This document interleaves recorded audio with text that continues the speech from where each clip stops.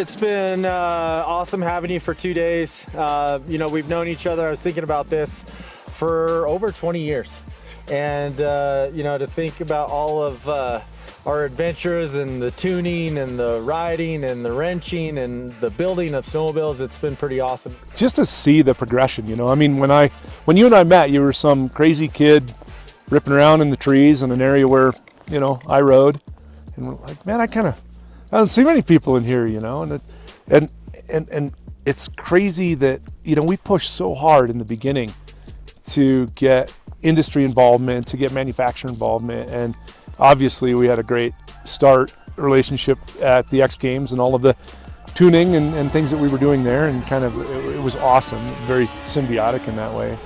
I still look back at those days, and it was just so much fun. It was challenging, and it was fun because we were the kind of little unknown guys that, you know, you were, I think the Denver Post article was Wiry Chris 23, Wiry Chris Durant, you know, 23-year-old from Denver competing in the X Games or whatever, Thornton.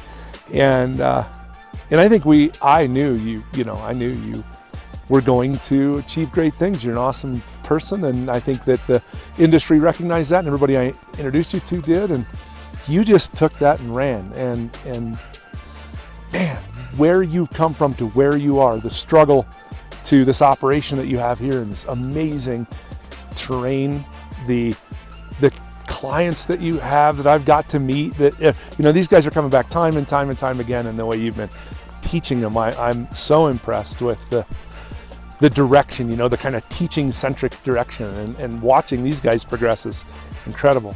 You're creating a lot of really good riders, man, and your operation is just so conducive to that.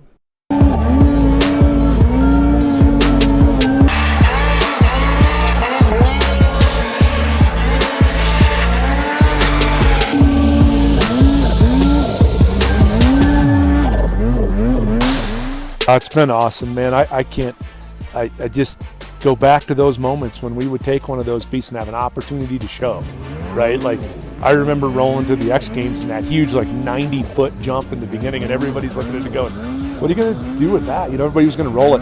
That first heat, you take off on this beast that we built, and you just, and the rest of the field brake checked and rolled it, and Chris just, like, that's my boy. That's my sled. It's just what we do, right? Show everybody, and that's what you do here on the mountain too. But more than that, and that's what I think the change has been on your side of it, is just teaching people. Like, you're not just out here showing them how good you are. And I think that's a common misconception. It may have even been the case when we first started and I was helping, you know. It was like, we were trying to help people, but you've gotten very good, methodical. You're teaching drills, you're showing people, and then they're doing it. And I mean, I'm watching it going, dang, I rode with, you know, a couple of these guys before that have bought sleds from me, and he couldn't do that. And now he's messing around and stuff that I just wouldn't have imagined. And that's you. You know, that's you pushing these guys, showing them, giving them techniques. And I didn't realize that. So that's been the eye-opener for me. As much as your operation, which is impressive, it's been that.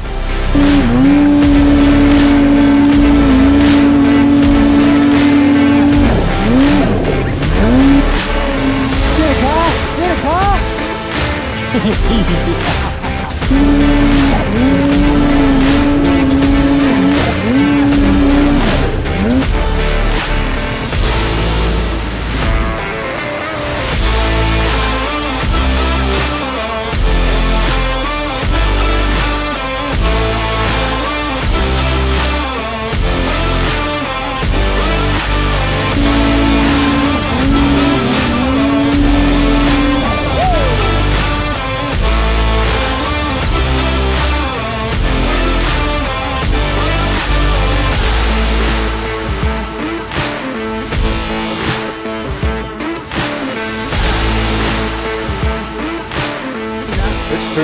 No BS. Thanks for having me.